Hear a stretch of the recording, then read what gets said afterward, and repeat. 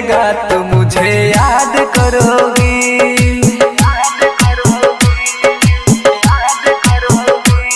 किस किस के लिए जिंदगी बर्बाद करोगी। कोई न मिलेगा तो मुझे याद करोगी।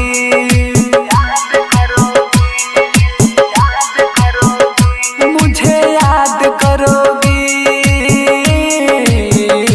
मुझे याद करोगी। किस किस के लिए जिंदगी बर्बाद करोगी। कोई न मिलेगा तो मुझे याद करोगी।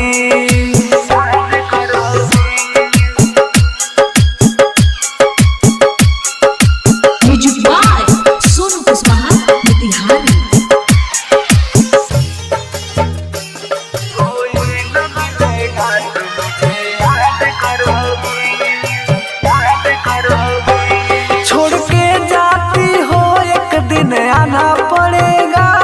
दुनिया हमारे की ठोकर पछताना पड़ेगा। छोड़ के जाती हो एक दिन आना पड़ेगा।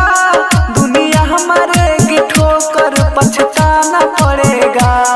हालात अपने दिल की ना बता पाओगी।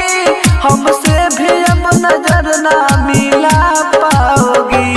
अब फिर न कभी सूरत पे नाज करोगी। कोई न मिलेगा तो मुझे याद करोगी।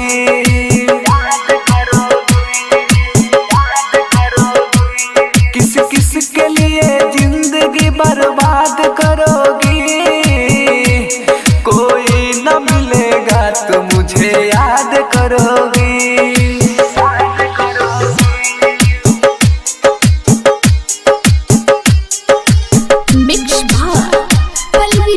स्टूडियो मठिया मोड़। कोई न मिलेगा तो मुझे याद करोगी, याद करोगी। माना कि तुम्हें रब ने है फुर्सत से बनाया। लगता है तेरे दिल में ये पत्थर है लगाया।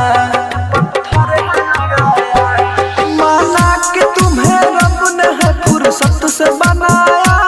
लगता है तेरे दिल में ये पत्थर है लगाया। खास मेरे ही जैसा ये तेरा दिल होता। दूसरों के ख्यालों में कभी नहीं खोता। प्रमोद गुड्डू अमरजीत अकेला को बर्बाद करोगी। कोई न मिलेगा तो मुझे याद करोगी।